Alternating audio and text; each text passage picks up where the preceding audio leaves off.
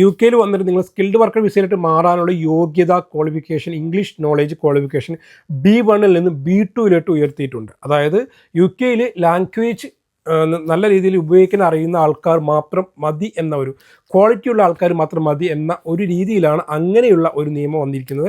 അതിപ്പോൾ സ്ട്രിക്റ്റ് ആക്കി 2026 സ്ട്രിക്റ്റ് ആക്കാൻ വേണ്ടി പോവുകയാണ്. അതേപോലെ തന്നെ എല്ലാവർക്കും അറിയാം അത് പുതിയ നിയമമൊന്നുമല്ല. BRP കാർഡ് ഒഴിവാക്കിയിട്ട് പകരം എന്താണ് ഓൺലൈൻ വിസയൊക്കെ വന്നിട്ടുണ്ട്. അത് കൂടുതൽ സ്ട്രിക്റ്റ് ആവാൻ വേണ്ടി പോവുകയാണ്.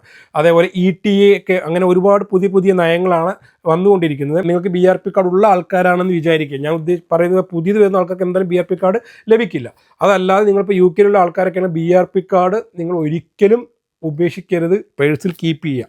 കാരണം ഓൺലൈനിലാണ് ചിലപ്പോൾ ചില കാര്യങ്ങൾ ഈ BRP കാർഡിൻ്റെ ആവശ്യം വന്നേക്കാം. കാരണം എന്താണ്, നിങ്ങളുടെ കണ്ണിൻ്റെയും അതേപോലെ നിങ്ങളുടെ തമ്പിൻ്റെ എല്ലാ റെക്കോർഡുകളും ആ ഒരു കാർഡ് സ്കാൻ ചെയ്ത് ലഭിക്കുന്നതായിരിക്കും. അപ്പോൾ നിങ്ങൾ ഈ വിസ പ്രകാരം നിങ്ങൾ ഷെയർ ചെയ്യുന്ന സമയത്ത് എന്തെങ്കിലും ഒരു ക്ലറിക്കൽ എററോ എന്തെങ്കിലും ഒരു മിസ്റ്റേക്കോ മറ്റോ ഉണ്ടാവുകയാണെങ്കിൽ ഈ കാർഡ് കാണിക്കാൻ നിങ്ങളുടെ ഫിംഗർ അല്ലെങ്കിൽ നിങ്ങൾ വീണ്ടും പോയിട്ട് അവർ ഓഫീസിൽ പോയിട്ട് നിങ്ങൾ ഫിംഗറും കണ്ണിൻ്റെ ഒക്കെ എല്ലാം എടുക്കേണ്ടി വരും.